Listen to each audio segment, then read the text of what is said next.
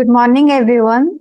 It's my absolute pleasure to welcome you all to today's webinar, Power of Your Productivity, Leveraging Generative AI for Innovation.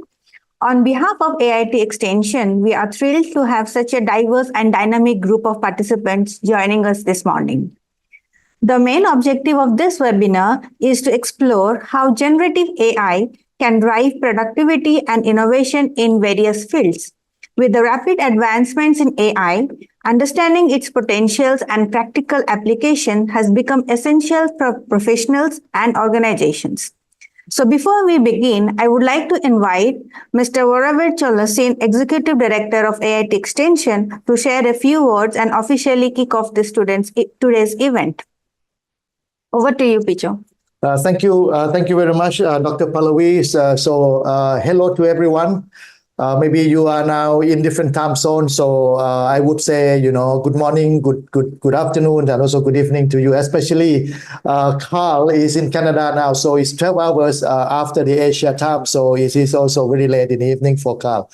So again, AIT Extension is going to have another knowledge products that we want to really give it away to our audience to discover and also to explore the opportunity to apply the advanced technologies in the era of the AI for the applications of the organizations and also for organizations advancement and also for the business growth.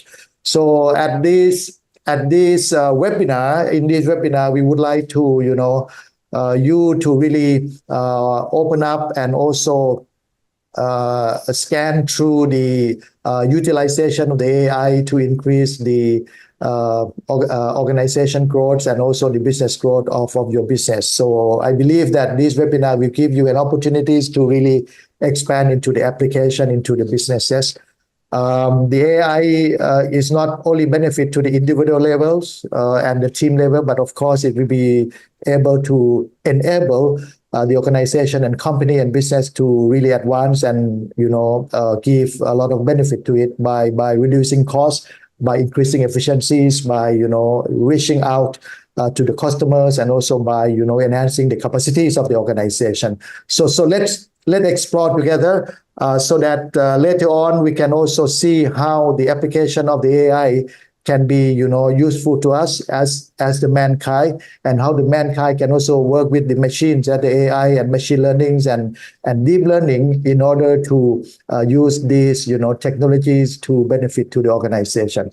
So thank you very much for joining us. I wish you all to enjoy the session today, and also we are hoping to see you again in the next webinars organized by AIT Extensions.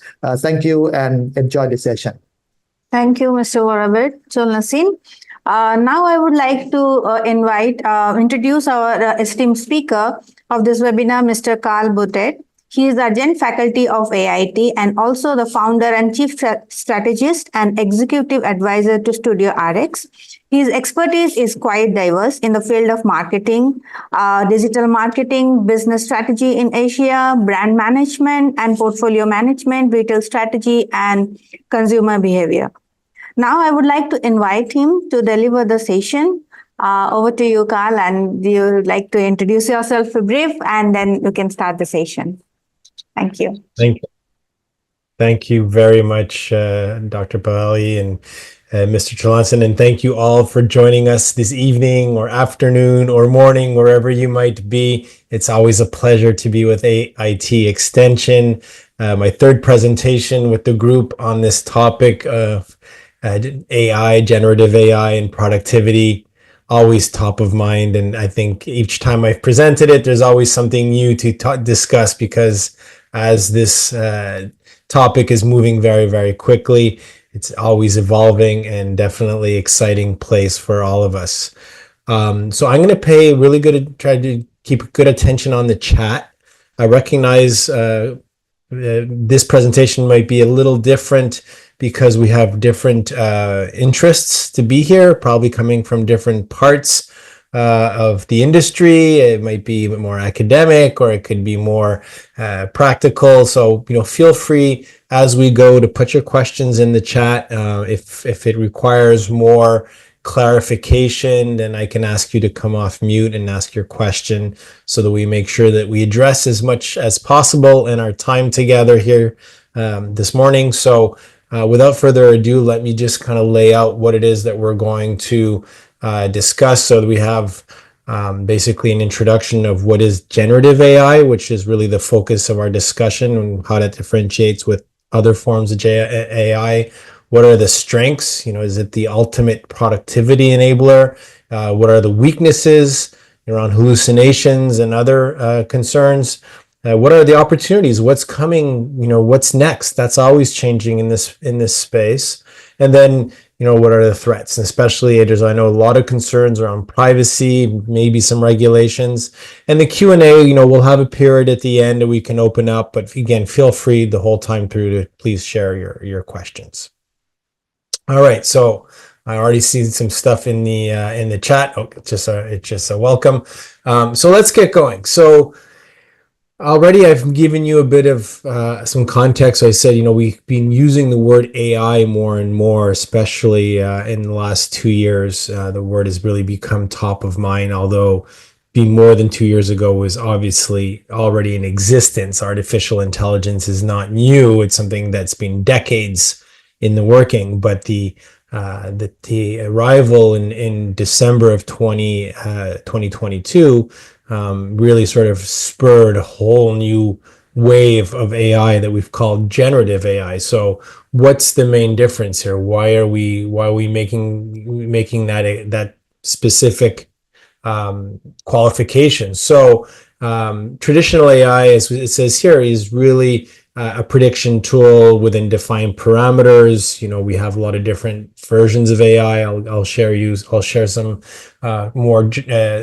standard applications in a moment. But generative AI is the word insinuates is a little more advanced in the way that it can create new content. So it's actually generating text, images, audio, that adapt to your requirements, basically.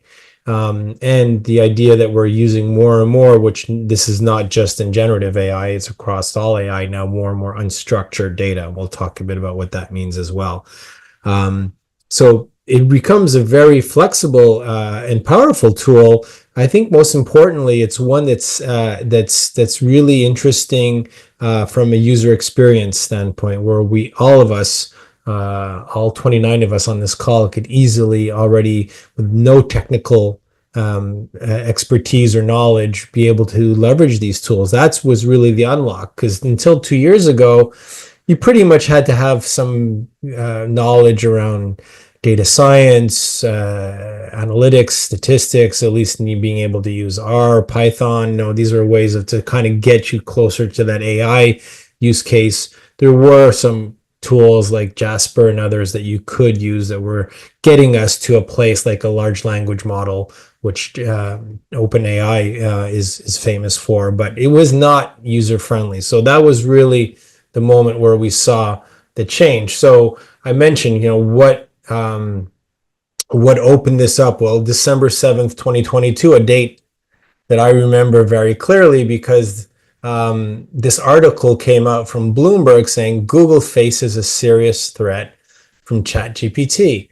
And I'd heard the word ChatGPT maybe a day or two earlier, saying that this company called OpenAI, which had been started by a tech entrepreneur named Sam Altman, who I knew of from some of his other endeavors, including Y Combinator, had launched this chatbot, basically. So I didn't think that much of it, quite honestly. But then when I saw this article, I was like, And so it just so happened that week in December of 2022, I was teaching my first digital marketing course at AIT in Vietnam. So I thought, well, there's the word Google in here, so it maybe has some implications around digital marketing. Let me go find a bit, go look a bit deeper what's going on with this tool. And I've been following, data science for some time. I actually took a pretty intensive data science course at the Computer Science and Artificial Intelligence Lab also known as CSAIL at MIT, and not AIT, MIT, Massachusetts Institute of Technology, in 2014.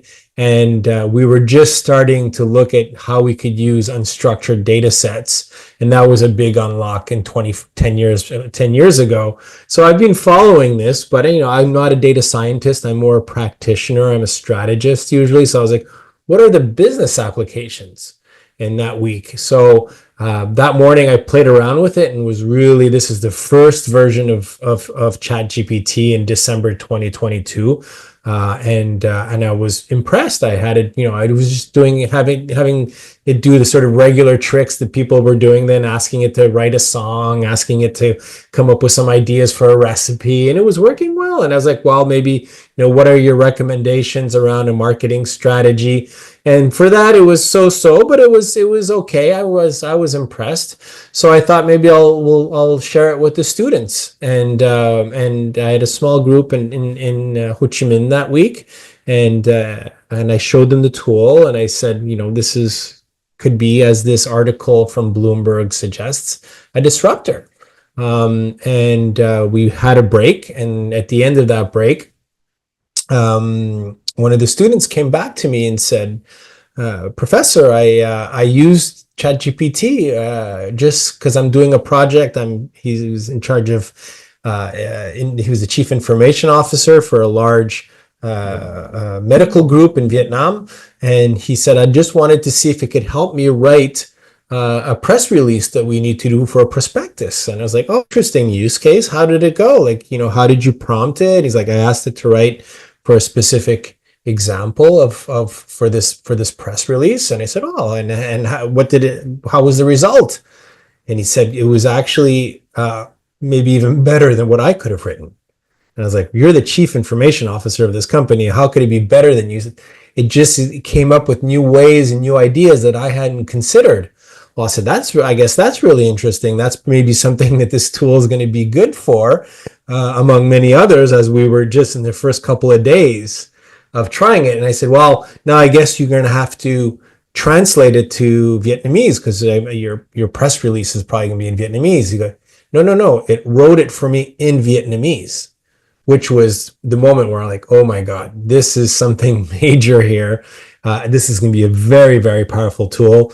And funny enough, I became known as Professor ChatGPT with that group in Vietnam, because I introduced basically the concept to the class 2 years ago. And I'm looking forward to actually being back in that program in a couple of weeks in Ho Chi Minh to talk about how it's all evolved and the way it has evolved. Well, every day there seems to be a new piece of news. So the year after, when I was back in that same week, Google launches it, obviously with their Gemini, which has taken on a lot of different aspects. Apple, more recently, just back in this summer when I was actually in Bangkok teaching the digital marketing class, came out with their AI, which is not for artificial intelligence. Their marketing people are too clever for that. They call it Apple Intelligence, which is supposed to apparently be a little more empathetic, but we'll see.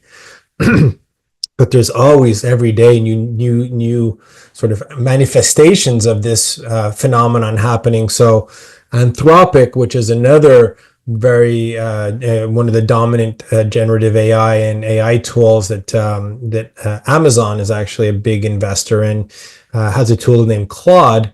And now, just a couple of weeks ago, if you look, October 22nd, they came out with something called AI agents, which we can actually not just give you information like the ChatGPTs, but can actually take action on that information and do coding and do things on your computer. It could technically book a trip for you. It could take all sorts of actions if you give it the permission, obviously. And we'll talk a lot more about that a bit later, especially when we start worrying about some of the threats here. But so now we're past sort of the LLM, and then we're on to these agents.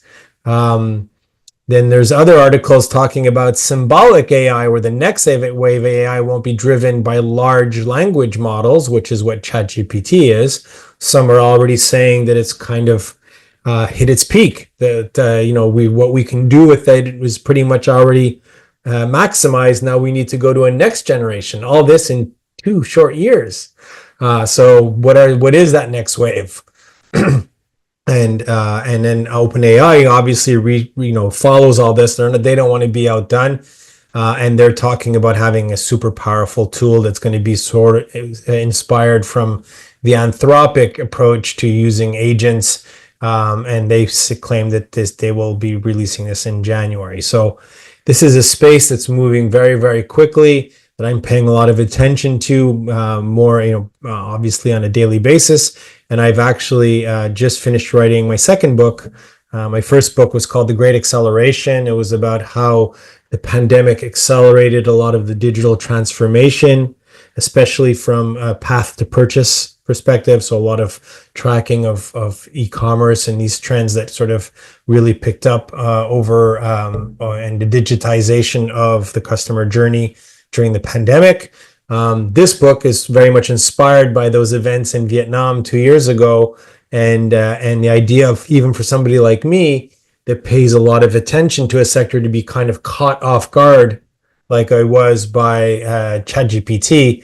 How can we, as business leaders and people that are invested in the business community and beyond, how can we sort of develop tools to make sure we don't get caught offside? What are the things we need to be paying attention to minimize the risk of us being caught by those unforeseen effects of technology? So I use the word technology in a broad way.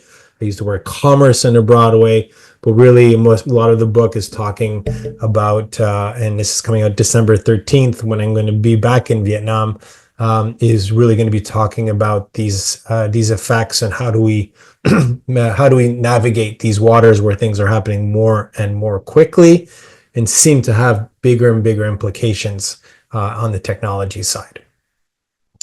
All right, so what is generative AI? So generative AI is a type of artificial intelligence technology that can produce various types of content, including text, imagery, audio, and synthetic data. This is interesting. Synthetic data is a hot topic right now because I do work here. I teach also here in Canada at McGill University.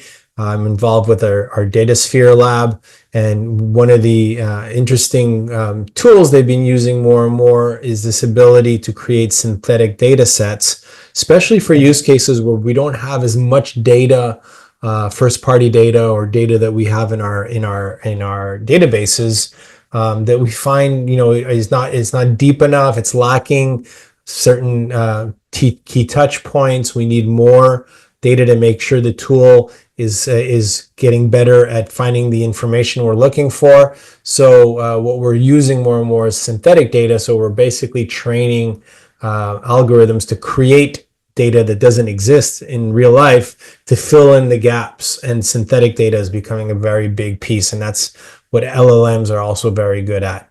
While the concept of generative AI has been around since the 1960s, recent advancements have led to the surge, as we just discussed.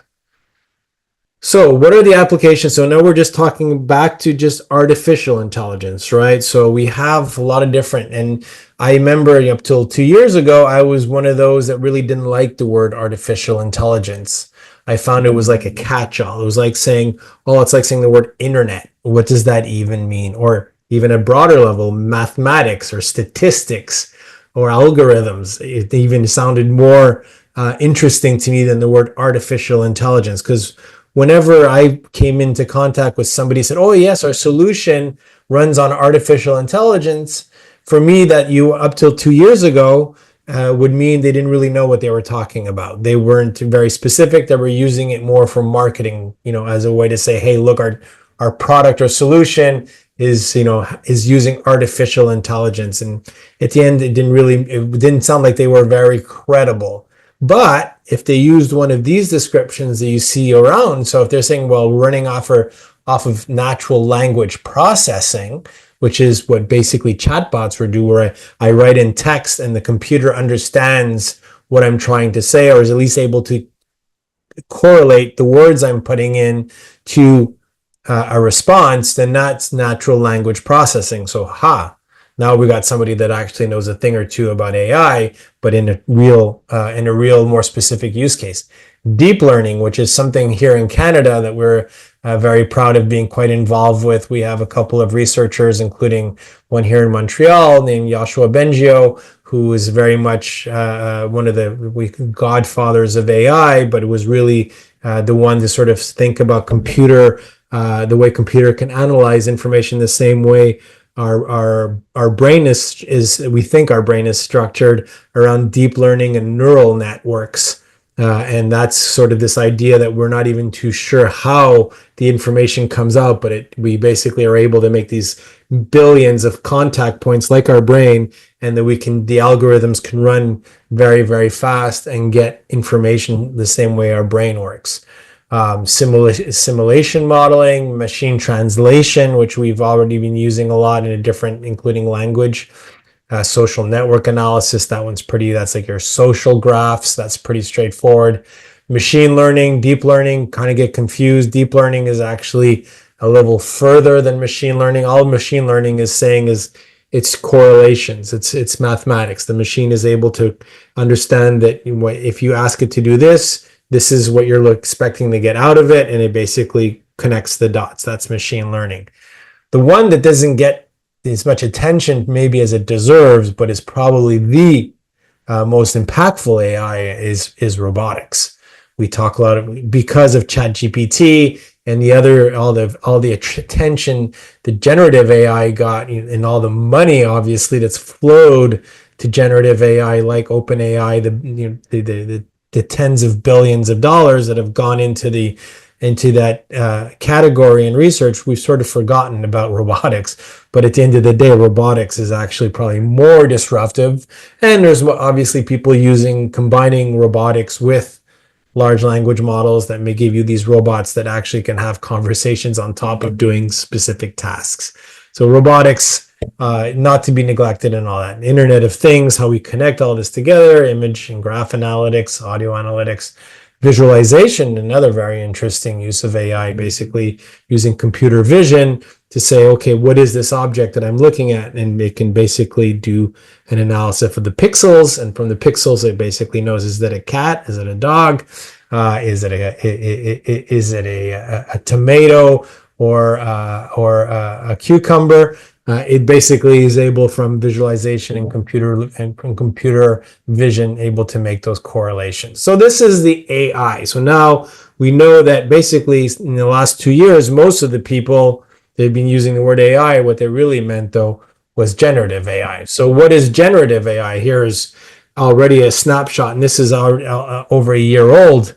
But I mean, at some point, we got to kind of cap it off. So I'll update this soon, but the idea is, so we start with we throw around the word generative AI, but we see in here, the infamous ChatGPT, the text generator. So a text generator is one version of generative AI, including the famous ChatGPT, Bard, which was Google's first use of large language models, which is now known as Gemini. Jasper, the one I was referring to earlier, was the one I was first aware of maybe 3 or 4 years ago, was starting to be used. Wasn't very good, but it was better than nothing. It was showing us a way. But obviously ChatGPT just really opened the floodgates, and everybody could imagine the possibilities. Then we have new ones in here, like we don't even see, like Claude, which I already mentioned, from Anthropic, and Perplexity, which is one that I like to use a lot. I'm going to give you an example if you're interested in seeing some of those later. And then we have audio, which we don't see that much of. There is some use cases of generative AI around audio, creating sort of, if you Google has a tool called Notebook LM, which you could put in a whole PDF, hundreds of pages of a PDF, and ask for it to give you in speaking terms a breakdown of what that's in that document. And you can even ask it to create a podcast for you from that document. So audio generators, still very nascent, but it'll be interesting to see the use case. Code generators, that one, obviously, if you're more technical, is especially in GitHub. The Copilot in GitHub is really one of the most used actual tools that they're seeing from Microsoft. So you're going to see more and more sort of assistance where you don't even necessarily need to have that much knowledge around coding. If you just are able to ask the right questions through these code generators, they will be able to generate the code you need for any task. So you could literally ask it, give me I need a mobile application for a route finding app for Bangkok for the BTS to find the best way, the best time to use the BTS, and it can give you a pretty good example of what an app like that could look like. We have a lot of visual generators, so there's all sorts of design apps. Maybe you've already tried one for a presentation you had to give, and let the app sort of build that deck for you. Video and image generation, we see more and more examples of how accurate and very defined and well done, where you're having harder and harder time telling apart what's real, what's not real from these visual and image generators. So we all have to be very careful. Come back to the threats that we're going to discuss a bit later. The landscape is really interesting. It's not so much the brands here that are important. It's just giving you an idea of what are the different categories. So let's head over to Asia. So what are the sort of who are the players right now? What are they working on? So we mentioned chatbots. We know that customer service is really being disrupted by better and better chatbots that are able to do what we consider about 80% of the customer service work. The 80% that's the redundant, the same questions that come over and over again. Chatbots have become pretty much eliminated that, so the customer can get 24/7 support for that 80% of those basic questions that keep coming back. The 20% is where it gets handed off to a human. That 20% is shrinking. We're seeing examples where the chatbot can go further and further into the conversation at a customer service level, which makes a lot of sense, because why? What are chatbots doing? Well, chatbots you're training the data. So when each time a customer service representative answers one of those 20% questions, the model in the background can learn from that response and say, next time we get that question, well, that's the answer. So we don't necessarily need to hand that question off anymore to the service agent. We can handle that one right in the chatbot. So chatbots, very, very powerful. The text bots as well too. Image generation, we're seeing a lot, including some of our, from our phones and Samsung or Tencent or Baidu. In China, we're seeing a lot of image generation. Multimodal means basically a combination of text and image, so video, audio. Multimodal, just basically means you can interact with the model, with the generative AI, in different formats. It doesn't have to be text that you're writing in. You can combine text with it, give it an image, say, here's an image. I would like you to take this image and do this with it and make it better this way. And it'll interpret the image, interpret the text. You could even speak to it and add by vocally. It'll take all those different modes of communication and interpret what you're trying to get and give you the result you're looking for. It could be another image, it could be a video, it could be a text, whatever way you prefer. So we talked about coding. And one is interesting here is business intelligence. We're seeing, more and more generative AI applications that you're going to see Microsoft and Power BI for sure having more and more of a co-pilot. We'll talk about co-pilots in a second, but these tools that help you interpret the data and maybe even give you insights that you weren't aware were actually even existing. Some other types that are from other parts of the world. So in Europe, we have some 3D modeling, which is a video, but just at a sort of a deeper level. And then in North America, we see gaming. There's actually there's an Australian company also just last week called Oasis that launched like a Minecraft generative AI, so that you can basically use generative AI to create gaming environments. So there's never two gaming environments that are exactly the same. So as you're playing a game, the world that you're in is always evolving because of the generative AI is able to create based on how you're playing the game, where you're spending more time, what you're more interested in. You can create these environments. I'll have some very interesting commercial applications, I'm sure. And the others we've already pretty much seen, but gaming, I think, is another very interesting use case for generative AI. And they will move into other spheres, including commerce, for sure. All right, so no questions so far. The chat's being quiet. One of the reasons I like to show this graph is for those of us that were around in the late 90s, early 2000s using the internet, we'll remember that this is what the internet looked like 25 years ago. And so the reason I point to these images is because generative AI and just the use, the sort of the basic uses now that we have of AI are very much like what the internet was in 1999, 2000.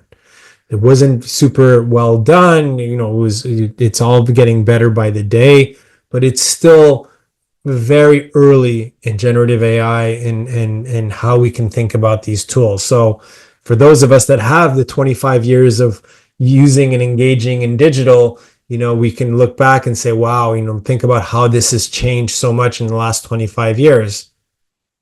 What we know now is that the speed of change and the way technology is evolving, it won't take 25 more years for AI to get to a place like the internet is today. It's going to happen a lot quicker. So if you're using things right now, if you're playing around with some of the generative AI tools and you're saying, the result, it's good, but it's not great, it could be better. Well, think all these companies like Google, like Amazon, like Baidu, Yahoo, the first versions of Shopee and Lazada were not great either. So just think about those, how far those technologies have come. And now just imagine at the speed of technology now, how AI is quickly going to evolve.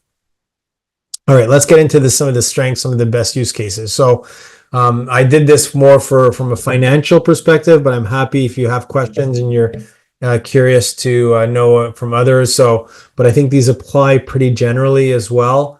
So you get to see. So these are for the finance industry specifically, but again, very, very commerce driven. So let's go from left down. So sentiment analysis. We can use generative AI now to help us better understand and interpret sentiment. What does sentiment analysis means? Well, it could be the comment section on your website. So if you're getting a lot of different comments, about people, how are they feeling? What's the tone? You can ask generative AI to take all that information from your comment section and say, well, are people liking my product? Are they not liking it? Are they asking for specific things? What are the complaints that come up the most? So it becomes like an analytics tool, but you don't need any sophistication. You just need to point it to the data and say, please, give me the best. What are they people enjoying the most? What are people asking for me to replace? So you get are they feeling good? Or are they not feeling good about my product or service? Sentiment analysis. Financial text generation, well, any kind of text generation, really. I think the big thing here with generative AI and what we've seen over the past 2 years, especially when it comes to text, when it comes to creating information, digesting information and putting it back forward, LLMs are very, very strong. And I think we know that if you've played around with any of them, I'm sure you know that text generation is really one of its strengths. Fraud detection and prevention. This is an interesting one that people are. I think it's a sort of a double-edged sword because we're going to talk when we get into the threats. We're going to talk about as well the fact that you can use generative AI for bad, but you can use it for good as well. So it's this idea of like, how can you catch? It's the cat and the mouse. So how can you use generative AI to recognize patterns? Within some transactional data, maybe that are like anomaly reporting and saying, hey, look at this data set. Is anything jumping out that seems to you abnormal? Is there something that's going on here that I should be concerned about? And it'll see patterns and it will give you some questions, to consider and look at. personalized customer service. So this is now we're back kind of to my marketing world a bit more, but one of the big use cases of generative AI is this idea that we have a tool that could pretty much personalize every communication if we wanted to. So we're already seeing it in customer relationship management tools. If you use Salesforce or one of those kind of tools, there's already a tool in there that will allow you to personalize and not just put your name, not just say, hello, Carl, and then give me the same offer everybody else gets. No.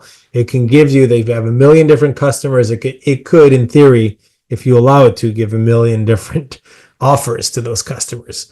The same way that maybe your Netflix or your Shopee for sure, or your Grab, is everybody sort of has a personal experience with them because these platforms know that no two customers are the same. So generative AI will allow even the most basic businesses to be able to personalize at the same level as the big players have been doing for a long time. So we already talked about chatbots, visual assistants. Risk assessment, I think, is very similar to fraud detection. Trading and investment strategies, anything around investments that you're thinking about doing, an LLM can be a good co-pilot once again to give you an idea of what's going on with with some of the investment strategies. It'll give you recommendations. It'll say, consider this, or you could ask it, what should I consider? I'm thinking about, I actually had this example just last week, a small business owner who has a little production facility and is using ChatGPT and put into ChatGPT, said, this is my business. I'm manufacturing these devices.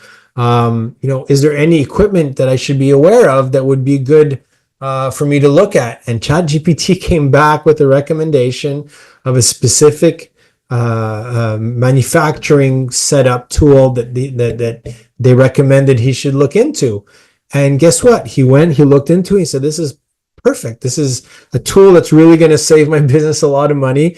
I was doing this part of the manufacturing manually, and this tool, which is going to cost $30,000-$40,000, I think he said at the time, is going to pay itself off in just a couple of months. I didn't even know it existed. And this was sort of something very specific. And a tool like ChatGPT basically gave them that recommendation around investment. Now, do you need to do all the investments that ChatGPT tells you to do? Obviously not. So, but the idea that it can inspire you and give you some ideas, there's something there worth considering. For companies that have a lot of compliance and regulatory concerns, very interesting, because you can ask, depending on geography, maybe you're not familiar, maybe you want to open a new market and you want to say, well, I need to know more around intellectual property in the Philippines. What are the top 5 considerations I need to have around compliance in there? It doesn't make it 100% right. We're going to talk about hallucinations in a second, but it could probably give you some good ideas. So Rishi's asking me, can you please mention some generative AI tools for trading investment strategy? You can just use generic LLMs, Rishi. You can use ChatGPT. You can use I like Perplexity is one that I like, just because I find the user experience easier. So it's I'll type it in the chat here, and so if you want to go try it, and we can maybe do a demo if time permits. But it's the one that I like. So that's one. Again, be very cautious about the recommendations. I think they can inspire, maybe bring new ideas to your investment and trading strategies. There are definitely lots of tools out there that are very specific to investing that you can look at. I don't necessarily I need to recommend specifically, but you're going to see in the whole fintech or financial technology sector, they're all going to have some sort of generative AI capability where if you're using through your bank or through a trading app of some sort, they will give you some recommendations. You can ask, thank you for sharing that. that you can ask, around what are and what are some of the applications I can look into, and you'll see some. Just be very careful, please, because the idea, I don't want you to walk away from this session thinking that generative AI is going to do everything for you and you don't have to worry about it. You still need to be, especially when it comes to investing your hard-earned money, make very careful that you're not, that you're doing your due diligence and double checking some of those recommendations, and using your own, or maybe speaking with a professional to see what their thoughts are around it. But it is very interesting. I know a lot of people are using it more and more, and there's fully automated trade desks out there now too. They're purely running on AI and doing trades, in high volume and very high frequencies. So there's obviously something there. Not my world specifically, but I know it's something people are paying attention to. And then another third sort of, around cybersecurity and risk management, similar to fraud detection and prevention, risk assessment. We can also ask ChatGPT for that. How to use the right prompt for the right information? What is your limited data information on my expected topic on the internet? From Sorav. Interesting question, Sorav. So a year ago, the whole idea of what we called prompt engineering was a really hot topic. We all wanted to write the perfect prompts. We all wanted to say, okay, how do I ask the right question to get the best answers? Truth is, now the way that the LLMs have evolved, especially in the last 3-6 months, or the arrival of ChatGPT 4.0, which usually requires you to pay for it, but even now we're seeing the older models picking up on it. It's becoming more and more intuitive. What do I mean by intuitive? It means that you don't need to be so technical in your questions. There were certain ways that you wanted to really phrase the prompts before to get a specific thing, and people would create these cheat sheets around how to ask the questions. It's getting pretty good right now. When we try it and you ask it, maybe you need to course correct it a bit. Perplexity, again, is very good. I find they give you sort of some follow-up questions that I find really insightful. So to get you maybe to that specific sort of piece of information you're looking for. When is there limited data information on your expected?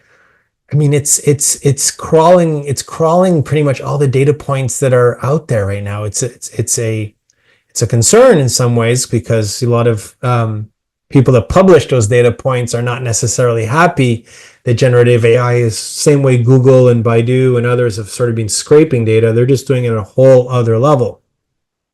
What I can tell you is it's hard. Even they can't even tell you exactly how it comes up with the information. I caught an interview today as an example from one of the co-founders of Perplexity, because Perplexity just launched a shopping tool to help, and this is something I'm much closer to. How do you, sort of like a search for what is the best,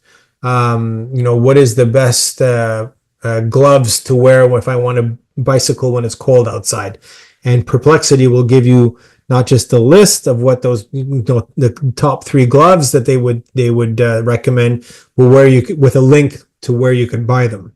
So where this becomes really interesting, though, is when the co-founder was asked about this tool, how do they do the ranking? He said it's not even exactly clear to us. It's basically the large language model is scraping out there. Is it the best reviews? Is it the ones that get purchased the most often? Is it the ones that seem to be the most credible because the brand is really well liked? We can't really tell you. It's just the way that the algorithm is basically bringing these 3 or 5 top products to the surface, and they seem to be pretty good recommendations wise. So we not even too sure what is that limit of data of information. I would suggest there's not much of a limit. Now, if you're dealing in a topic that's really, really narrow, very specific, if you're doing, postdoc research on something in the medical field that's very nascent and there's almost nobody else publishing on that, obviously, there's not going to be that many reference points. But again, I think you could be surprised at what comes out of it. Marilyn, how safe and trustworthy is the use of it in finance industry, passing with sensitive data and making critical decisions? This was a question we got a lot from, from this presentation in finance. That question came back a couple of times, and we talk about threats. I'll get back to this again, but just to answer your question now, Marilyn, I know there was a lot of concern, especially that first year when these models came out. Companies had these pretty much standard policy: don't use the large language models, don't use ChatGPT, don't use any of these because we don't know what they're doing with our information. What we've come to realize, it doesn't seem like it's really exposing your information when you're entering these queries. Nor, at least it's not exposing it any more than if you're using the cloud. So if you're storing any information, if your organization is using the cloud in any way, your information shouldn't be more exposed than if you're using Azure or Google Cloud or any one of these where you're storing some, information in those ways. Actually, probably they're more vulnerable there than they would be in these models. That said, if you're working in a company or an organization, it'd be important to check with your IT or your information or whoever's in the space to make sure that it's okay to use the tools, because I wouldn't want to get you in trouble and have you say, use the tool, no problem. Your company's going to be fine. If your company has a policy around it, please respect that policy. I'm giving you more sort of your personal use case. So far we haven't seen any examples of that information, no more than a Google search or or again a cloud, putting sensitive documents into the cloud. The security is pretty much there, and we haven't heard any cases of somebody being able to capture that information any more than if they would have hacked into your computer. They'll obviously have a lot more access to that information than you putting in a prompt into ChatGPT specific to your company's work. What I will say is just be very careful. I'm not so concerned about the input. I'd be more concerned about the output of what it is you do with the information that comes back. I think for me, that's more concerning than the information that you put in, critical, however critical it is. Actually, the more critical, the more you should be concerned about the information that comes back, making sure that it's appropriate. Okay, great questions. Thank you. And I enjoy this. So I think it makes it more interactive. So here are some other examples too. This was from a bit of a broader, so what are some of the other use cases that we've seen? So social media, we're seeing it used a lot. Customer service, we already talked about. AI powered visualizations, optimizing visual search. So using sort of that chatbot aspect to give us more interaction, helping us do visual search, generating, any kind of descriptions and from images. Very, very good. We're seeing this in e-commerce a lot, where companies will say, hey, just put a picture of the product. We'll generate the text for you. So we're seeing more and more applications of that. You can get it for specific outcomes. We already talked about investment, marketing, obviously, personalization we talked about, and optimizing documentation. You can put in, let's say you're working on some sort of document, and obviously if you're doing something legal, you want to make sure the lawyer is involved, but you can already have it do a lot of the work, saying, am I missing anything here? Are any considerations not in this contract that should be, if this is a contract between this party and that party concerning this situation? What are are there any elements that I should be adding to this document? It will tell you that. And again, you can use a ChatGPT for that if you want to. All right, so we're still on the strength. So what is it? How do we foresee? And this is from the IMF. What are sort of where are the gains going to come from? What is it that's going to where are large language models going to have, or generative AI, I should say, going to have the biggest impact? Well, so we have sort of these four buckets. So there's productivity or around labor. There's the opportunity to personalize, so making sure that touch point is more and more relevant. Is around saving time, which is an interesting one because it sort of goes with productivity, but they sort of track that separately for some reason. Now, or is it just the quality of the work that improves? So, here we are in 2024, right here in the middle, and we're seeing that there's already been a big jump around productivity for people that are using Now the question is, how more and more people are using it.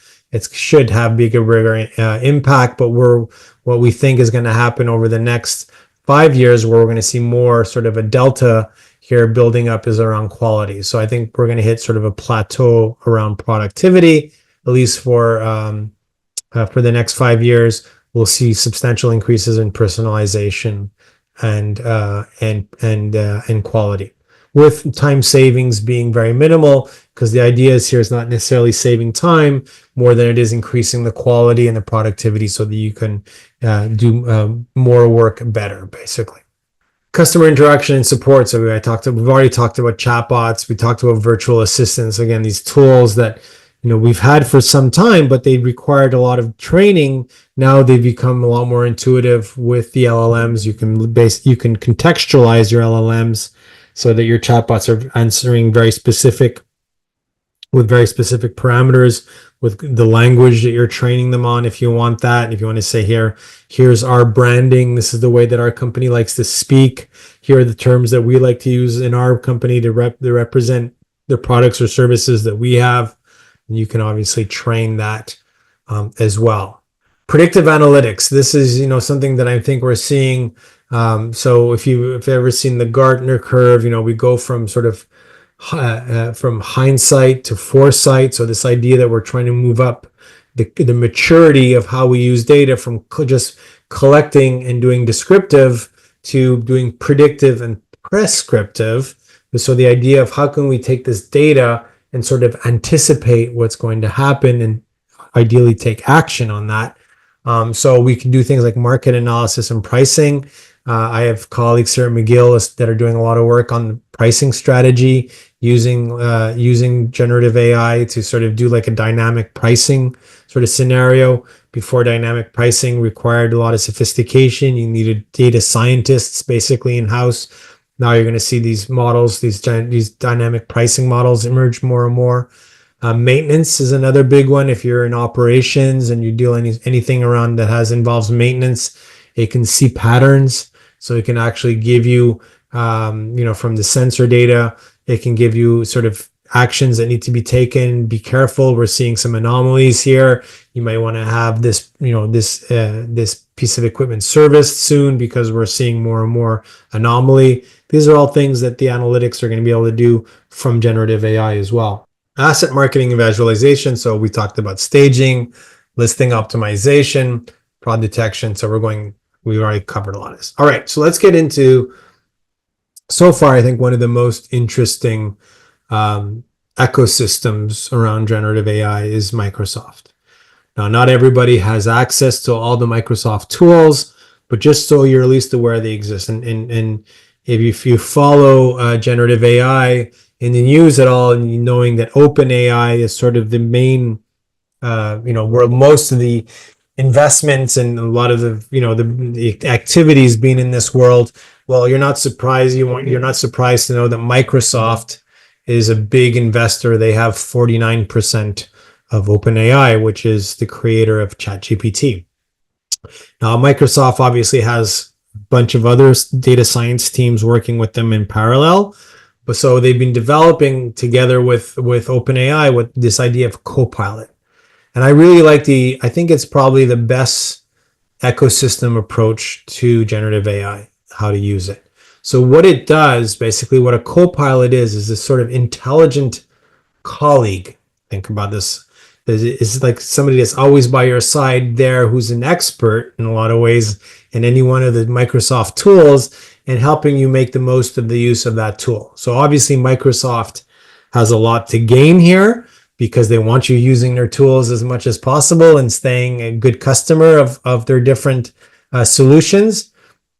All the others are doing same. I mentioned earlier, Google with Gemini, Apple with Apple Intelligence, Salesforce, all the different platforms all have sort of their version of a Copilot, but the term Copilot is actually specific to the Microsoft ecosystem. So, if it's around for looking at your Outlook, it can automate email responses that are much more personalized. It can do a lot, get better at scheduling. It can do a lot of, manage your calendar, do a lot more integrations if you wanted to. OneCloud can help you sort of rearrange, make sure that your it's easier and more contextual around how you find the different documents.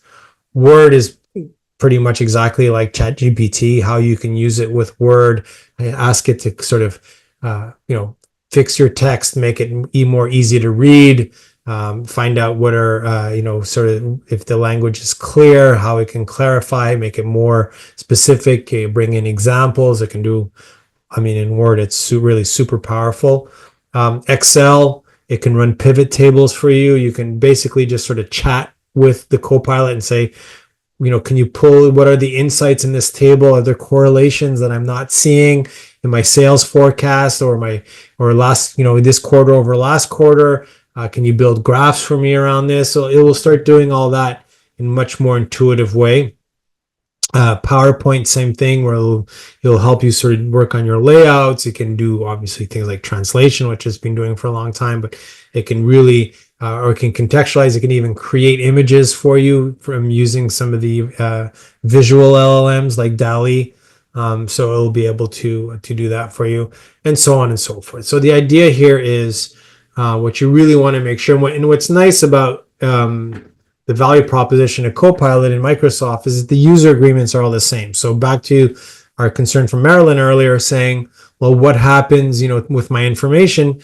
It's under the Microsoft user agreement. So if you're comfortable putting typing those words into Word in Office 365, then the fact that Copilot is there is really under the same user and agreements. Again, validate with your IT and whoever manages your use of software in the company, but technically your vulnerability is no more, no less than if you're using Office 365. So basically the cloud version of the Office suite. And the idea here is not necessarily to say that you should be using Microsoft. That's obviously a choice. I'm personally a big Google user, but obviously the way they've built these tools and put them in, they're very user friendly. Every day they're getting better. If you do have access to these Copilots, by all means, I hope you're using them and learning from them. And that's really I think the main message here this morning is, I can't give you a case by case exactly how to use everything. All I can tell you is just start by using it, and you can't do anything too wrong with it. Like, you're not going to break anything by using it. You need to be careful of the responses, but you can use them with a lot of confidence in terms of pushing it, asking it to do more. It's really the best way to know what the limits are of these tools, is just start using them and see what comes back. And I think you'll be really surprised and how productive and the quality is getting better and better. All right, now on to weaknesses. So that was the hurrah part here. Well, that was the hooray for OpenAI and ChatGPT and Copilots and generative AI in general. So it's not all perfect, right? So I think it's really important when you come in and follow a class like this at AIT Extension that we need to show you, the plus and minuses of everything. I think we need to be very aware of any solution and not just focus on the positive. I think we need to be very careful of the negative. So the big negative of these large language models and generative AI is this term hallucination. So the idea of what's a hallucination, it's a fancy word that basically means a mistake. But it's not really a mistake in the sense where, don't forget, what generative AI is doing is statistics, it's probability. It's just basically trying to figure out, using algorithms, what from your request, what it is you're looking for, and will compute and give you a recommendation based on billions of, if not trillions of data points that you don't even see, and they don't even know what those data points are themselves in a lot of cases. So what happens sometimes is that, like anything around doing statistics and predictions, it's rarely 100% accurate. If we had algorithms that were 100% accurate all the time, sometimes we have things that we have no choice. They need to be 100%. Those are very complicated, very costly. Don't necessarily are not in the wild like most other technologies. But the thing that's happening with this is the hallucinations. I've already noticed in the last 2 years, really a big drop in the hallucinations. 2 years ago, when I did that experiment I was sharing with you in Vietnam, we were seeing some things. My CIO had a very good experience from the first one, but I would see things kind of pop up and like, that's not right. There's something in there that doesn't quite work. And so you need to know enough about your topic to be able to recognize and say, hey, whoa, there's a problem here. The nice thing about, especially when you're dealing with on the text side, is all the models now basically will give you some sort of source. So when it gives you a recommendation, say, here's the source where I got this information. So you can click on that source and say, oh, is this a good source? Or is it some, website that's not very serious, that's not very scientific, that's not credible, and you can question if the response is good from that source. Usually the machines are trying to find sources that are credible. You're trying to pull data from trustworthy sources, but sometimes all sorts of things end up on the internet, so we need to be careful. So there's an example around from 2021, asking about 2021 revenue where it was way off, by 158 billion. That's one example, but there's a lot more of them. But people still generally trust, will trust. So this is from a study this past fall, 72% of people trust. So there's still 28% of people who don't trust.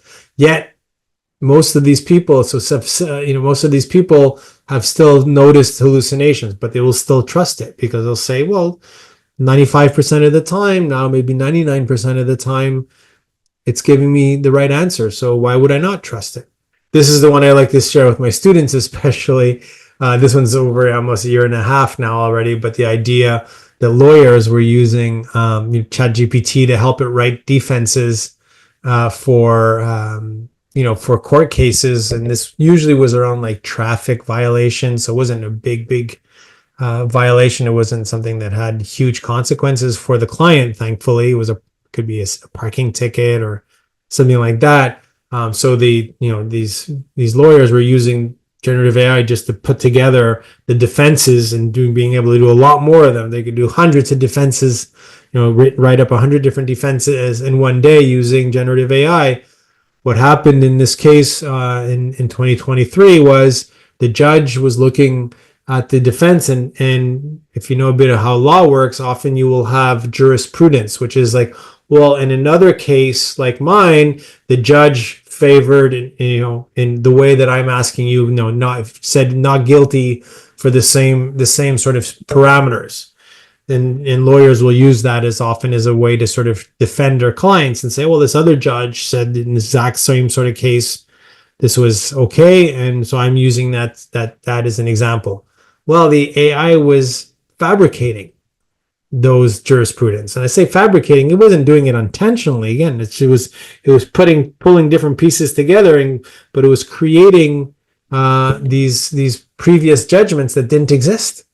So obviously the judge was very upset about that and was concerned more so about the bigger implications of lawyers using these tools without properly looking and going, hey, if the generative AI, if ChatGPT is citing this case, I better make sure that case actually exists, which in this case wasn't. So there was some pretty big implications for the lawyers here, and in some cases, some even lost their practice. So be careful. Be careful is always the word. Tread carefully. So what are the opportunities?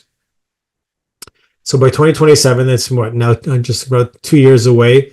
50% of the models that enterprises will be specific to either an industry or business function. So we're going to get more and more really specific to your use case tools. So right now, the co-pilots, obviously ChatGPT, and all these other are very broad in their scope. They're not very specific if you're in finance, if you're in medical, if you're in pharmaceutical, if you're in industrial. Your use cases are more specific, where you're going to see tools, and there's already some really good, ChatGPT actually has open models now, or Llama, which is the Facebook or the Meta version of generative AI, have these open models that you can really train already pretty specifically, but there'll be out of the box solutions as well too. So we go from 1% just last year to 50% in 2 years. So obviously, when I say everything's going very quickly, this is a good example of that. By 2026, so a little over 1 year away, 75% of businesses will use generative AI to create synthetic customer data. Remember, I said earlier, companies say, "Well, I don't have enough data. I need more data to really train the models." That's less true, because now with synthetic data, we can fill those gaps. And that was 5% in 2023. So look at that jump in 3 years, going from 5% to 75% of businesses. So that's a huge jump. And this one's around using synthetic customer data. In 3 years, 30% of generative AI implementation will be optimized using energy conserving computational methods. This is really important. We don't talk about this enough. We're obviously all concerned around climate change and the impacts on global warming, especially. And we know that the compute of generative AI is really, really high, meaning the servers have to crunch a lot of information to get to the answers that these tools will provide. So by some estimates, we think that, like, if you go into ChatGPT and ask a question, it could use up to 10 times more energy than using a Google search, for instance. So these are consuming, because they're using really, really, really big data sets. So the idea now is the algorithms are getting smarter and smarter and able to use much more narrow data sets that will give you just the same quality of response. What can a more narrow data set mean? Well, in some cases, I've seen examples of companies that used to run analysis off of the last 10 years worth of data and saying, then we did the same analysis off of the last 3 years and the information was just as good. So we don't need to go through 10 years worth of data. We can go through 3 years.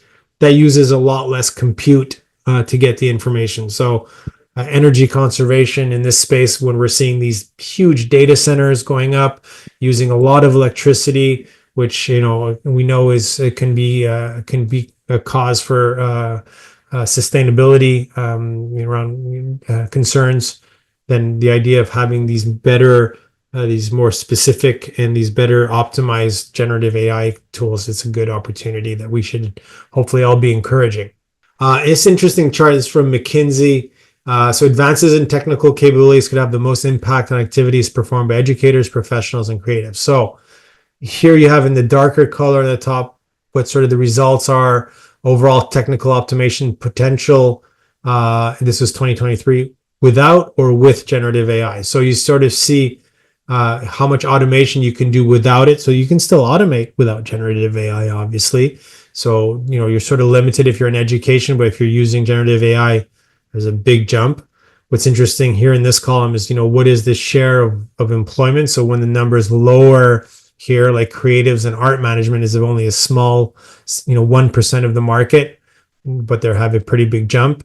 But the ones that are like 9%, where you look at office support, this is a huge one. This is all the productivity tool. This is Copilot right here.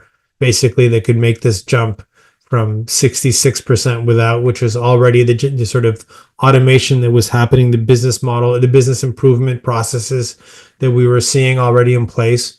Well, there's another 20%, that can jump out with generative AI.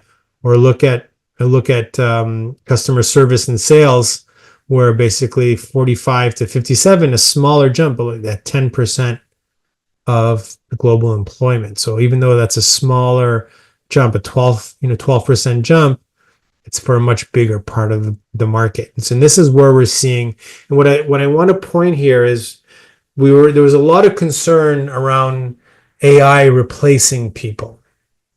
And there's no doubt that there are some companies that have downsized, especially the clerical staff, the people that were doing the more repetitive, either by just robotics, which was already happening, or now with these more what we call white collar jobs, being able to automate reconciliations in the accounting department, for example, or sending out marketing material that's more where somebody would be entering sort of manually what those different personalizations would be, and the tools are doing that. But no company's being wiped out entirely by this. So the idea is, the saying actually is, it's not AI that's going to replace humans. It's people using AI that's replacing humans that aren't using it. And going back to my example earlier from, if you use the internet 25 years ago, like we did, there were people that we worked with back then, like, I don't want to use that internet thing. It looks complicated. I'm fine the way I've been doing my work the whole time. I've been here for 20 years. I don't want to change how I do my work. This works fine for me. And leave me alone with your internet and your computer. I don't want it, or I just want the computer to be able to type on and do my text, and that's it. I don't want to use this internet thing. Now, 25 years later, it sounds kind of silly for me to say that. We say, who wouldn't want to use the internet? There's so much information on there. I imagine doing any of your student work if you're a student without using the internet. It's almost hard to think of. We're in that same situation again. Somebody is saying, I don't want to use this AI thing, this Copilot. It scares me. I don't understand it. I don't want to understand it. Leave me alone. Let me keep doing my thing like I've been doing it for the last 20 years. That's where that little jump of productivity is going to really hurt those people in their career. And obviously, you're part of the people that decided to join this today and understood that you need to invest your time and energy to better understand these tools. Okay, threats. So we need to focus on the international organizations. We're going to see more and more coordination, from the international level, trying to understand what the impacts of AI, the way that we've had like GDPR in Europe, which is the general data privacy regulation. We're trying to be careful around privacy in a digital world, while we have to have even more concerns around AI.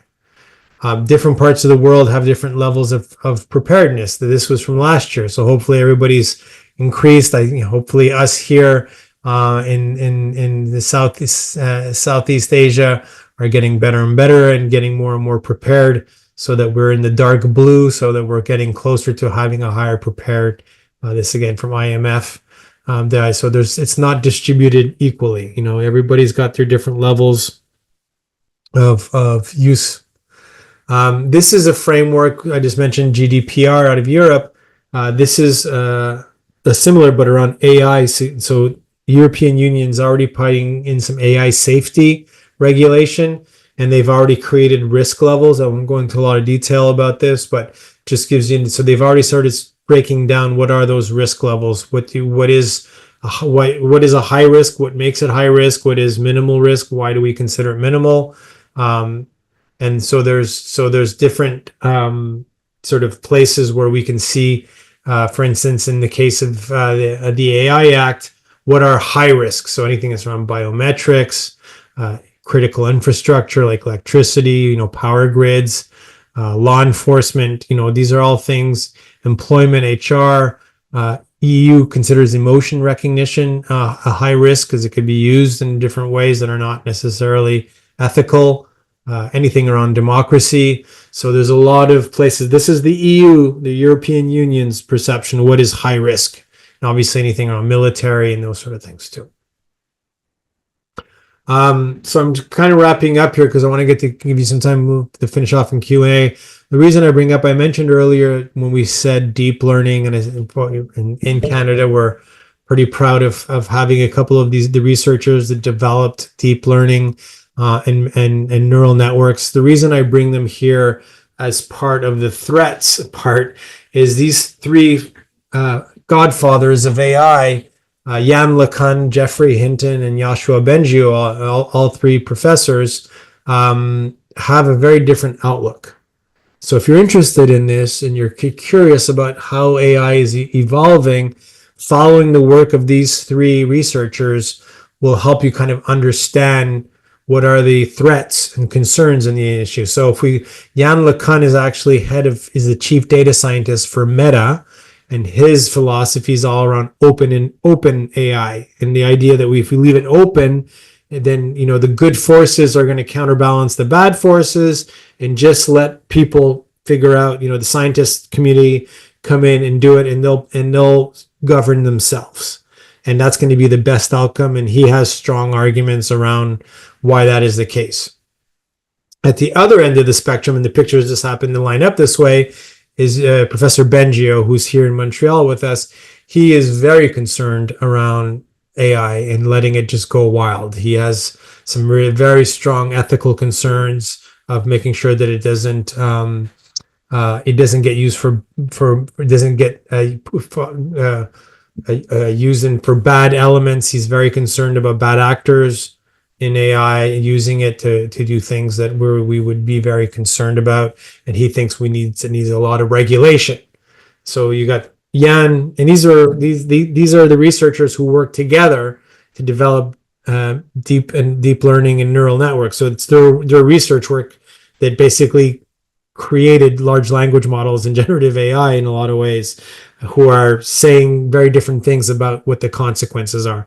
And in the middle is Professor Hinton, who you'll see in a second. I have a quote from. He was with Google for a long time as well. He's a University of Toronto professor, and he left Google because he wanted to speak more openly about some of the concerns he has. He doesn't seem as concerned as Professor Bengio, but he's definitely a lot more concerned than Professor Dr. Lacan. So 3 people worth following if you're curious about how this space is emerging. And I mentioned Professor Hinton. Well, he just had a pretty nice recognition given to him. I think pretty much the top recognition. They had already, all 3 of them won the Turing Award, which is the highest level of award you can get in AI. So they already had that. But Professor Hinton just recently, this last cohort, won a Nobel Prize in physics. So if you know about Nobel and you're interested, you know about research, that is pretty much the highest standard globally, anyways. And he won it in physics because of his work around developing deep learning and in the physics that went into that. But his quote, which is a very powerful quote, I think is when we're talking about threats, he compares AI to the arrival of the Industrial Revolution. I like to compare it to the arrival of electricity and the internet. He's going even a step further. Industrial Revolution basically changed, how we build everything, how we manufacture. It's the idea that we went from having, for sort of one person putting something together, to having machines making them. Obviously a lot more productivity, but he's saying instead of being just physical strength, so think about when somebody used to shovel by hand and then we developed these big mechanical shovels. Well, he's saying it's the intellectual ability it's going to be able to exceed. So some concern here that we need to all be very aware of. That said, there's also the Amara's law that says things tend to not happen as quickly as we think, as much as they're accelerating and happening faster and faster. So we tend to overestimate the impact they're going to have on the short term, but we tend to underestimate what's going to happen on the long term. And that's why you're here. That's why you're doing lifelong learning. You're participating with AIT Extension, thinking about this, helping you start thinking this through. What are going to be the long-term impacts, while you worry about the short-term impacts for your own professional careers. All right, so that wraps it up for me. I'm happy to share this deck. You can go through AIT Extension and get a copy if you want to get, and you can click on any one of those charts. Most of them will give you a link, so you can go find the sources of all those. I'm just back to Q&A here. So Mohammed Adnan, I was wondering when we have to go through a document, for example, a short proposal in an area new to us, in a specific topic, in order to make it appealing. Sometimes it takes weeks for an expert to review it. We ask for someone's help. There's always a mix of responses from, say, will be considered as an AI generator text, whether it will be detected as an AI tool. If yes, what if we paraphrase it like using Quillbot? How to cope with this? Any suggestions? Yeah, I mean, so I don't necessarily say there's suggestions around trying to hide the fact that you're using generative AI. I think you need to be transparent about that and say, and it's a tool. It's the same way like saying I use the internet I went on Google to find information about this. So I think you need to look at it that way. If you want to quote it, if you want to use it as a source, there's ways of doing that. The tools themselves will have a little annotation, say source, and it will give you either the exact source it's using, or you can quote ChatGPT if you want. So I don't know if that answers your question, Mohammed, but I think the important thing here is transparency. Any other? I see in the chat here something else popped up. You just pay attention. Can you predict next generation after AI era? When is it? When? Symbolic AI seems to be the next thing that we're hearing a lot, and the when is sort of already happening. So symbolic AI is actually works even more like the brain. It's more into reasoning. It's more into sort of a cognitive approach to problem solving. So it's fascinating. It's a bit scary as well too, but it's the idea that it's going to be able to reason, which some people think might be what everybody's talking about is AGI. So that's sort of the level of AI that is generalized, which means almost human in some ways. It's never going to be human, but almost, right? So artificial general intelligence, AGI. OpenAI seems to think they're close to it. The real thing is nobody really agrees on a definition of AGI, so it's hard to say when it's exactly going to happen. Depends on your definition. Some people say it's never going to happen. So the idea of what is the next, but symbolic AI. So we have agents that are going to be sort of the in between that are already happening. The Claude example of agent AI. Symbolic AI is going to be sort of the next level of that. So when it's pretty much already happening, but just going to get better and better.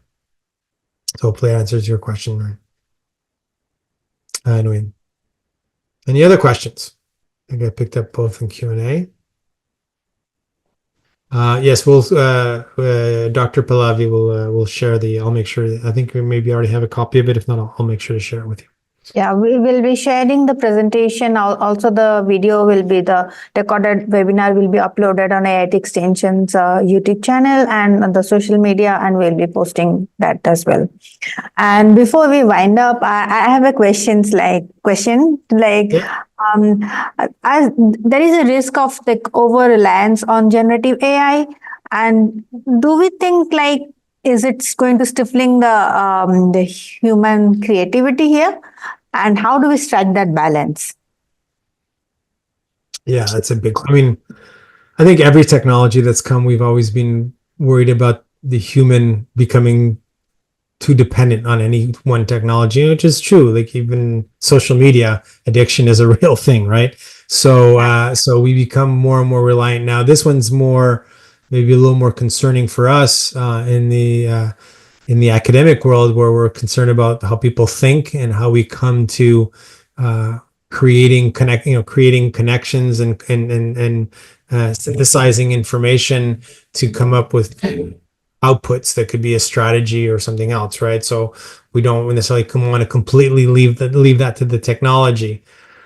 So I think it's the same recommendation we've always had is around curiosity, learning, going beyond the tools, using the tools to help us and inspire our work, but make sure that we're adding something to it. Because one of the things here we didn't really talk about, and maybe I should add it, I don't know if it's an opportunity or a threat. These tools are ubiquitous. They're accessible by everybody. So that's a strength in the way that we can access it the same way the biggest corporations in the world can access it. Even if we're a small business, we use the same ChatGPT basically. Great. But if we're thinking about our careers and our work, and we want to be able to show our value, we need to do more than just what the tool is going to output, because everybody else that wants the same job I want, it has that same tool. So what can I do that's going to allow me to create an extra level of value from that output? So that's going to require some deeper thinking, some other knowledge, connecting dots that maybe aren't as obvious because of what I've learned, what I've researched, where I've put my attention and energy towards. So creative thinking, there's a big pushback towards some of the more like learnings around philosophy and these sort of things, where we can where the cognitive goes to another level. So I think it's the same thing as sort of like robotics, replace the most repetitive. If the task was take a box from this shelf and put it on that shelf, yeah, for a while we needed humans to do that. When we figured as this steel thing with a grip on it could do it just as well. Why wouldn't we just let that do it? Well, the same thing, if it's repetitive, if it's doing debits and credits on a file that's always the same, chances are it's the robotic arm all over again that this is just going to take out. Now, knowing which debits and which credits should count the most, how we should think about it, how we can optimize to reduce costs increase revenue, come up with strategies that are going to help us differentiate in the market. That's, I think, where the real value add is. And you can use the tools to inspire some of that, but I think you're going to need sort of that human expertise on top of that to really differentiate. Long answer. I'm sorry about that. It's a complicated question. Yeah, sure. Yeah, do you have any more question? Yeah, we have one more in the chat bot now. It's been a long time. I did a keynote earlier today, so my throat is getting... how can AI models help in generating finalized research parameters for a research product or thesis? Okay. So I cannot give you the AI models. It's sort of the generic. You can ask it, and you can even ask it how reliable it is, and it's going to tell you sort of its shortcomings, and it's going to tell you you're going to need to really check the sources and make sure they're applicable to your area of interest. And this is maybe something better asked to whoever your research supervisor is, to make sure that you're in alignment around this question, because I think it's very technical, and I supervise master's theses, but I'm not one to get into PhD theses yet. I'm not even a PhD myself, so I don't want to steer you in the wrong direction on this one. Maybe Dr. Pallavi has a recommendation around this that she can share, but. Yeah, different models, like it depends, like as you mentioned, about like how which kind of research that we are doing in, and how it can be much more reliable.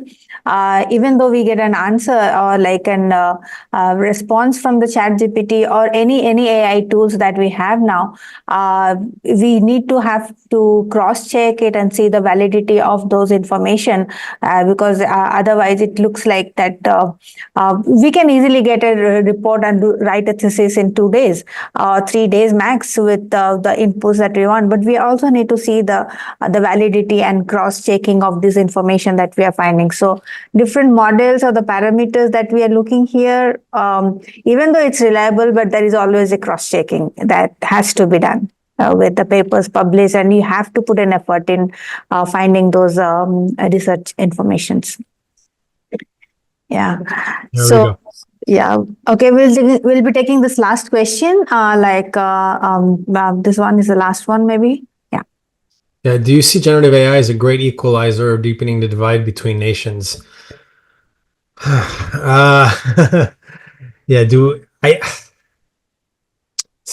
had that index, right, that the IMF did, to the AI preparedness. So obviously any area, any geography, any nation that is let's call it digitally connected is going to be at a bit of a disadvantage, and this is maybe going to make that even more so. The good news is there's less and less of these areas that are less digitally connected. So it's up to the reflex of using it. Now that's going to be interesting. It's going to come a lot from institutions like AIT Extension and others to sort of promote the reflex, the tool. I mean, often I find it's funny, like we've done this whole thing, and I haven't pulled it up yet because I don't find it very fluid as a way to do a presentation. But in a lot of cases, and when your work, whatever, it becomes a reflex to open it up and use it and ask the question in the tool, and that reflex alone is going to start a whole different way of sort of conducting the work and using it. So that's going to hopefully be an equalizer in the sense that we all have access to that tool. Now you got to pay a bit if you want to use the latest version of it, which may be not accessible for everybody. To pay that amount, that $25 USD per month to use the latest version of ChatGPT 4.0, but it's not $2,500 USD or 2.5 million USD, which it would have been 3 years ago, to have this level of sophistication. So it is equalizing, but it's far from perfect, I guess, is the only answer I can give. But I like that question. It shows already around you're thinking this through a bit further than just the technical aspects, and I appreciate that. Thank you so much, Carl. Also, we would like to now have a promote our course that we are going to offer in early 2025 in February. That course is AI-driven productivity, mastering generative AI tools for efficiency and innovation. So please watch out for AI Extension website, and we will be posting more details, and you can apply online. So it will be around end of February that we are trying to promote. So please look out for AI Extension website for more details and information. And thank you so much, Carl, for the insightful talk today. And we are really, we gained a lot of information from you, and how it can be used in our, and how it can be used in our organization, and how different organizations are using it. And we look forward to many more sessions with you, and also be our guest lecture for our upcoming course also. And thank you so much. And thank you all for participating in the webinar today. And see you next time for our next webinar that we'll be also posting on our website. So looking forward to your participations. Thank you. Thank you so much. Thank you.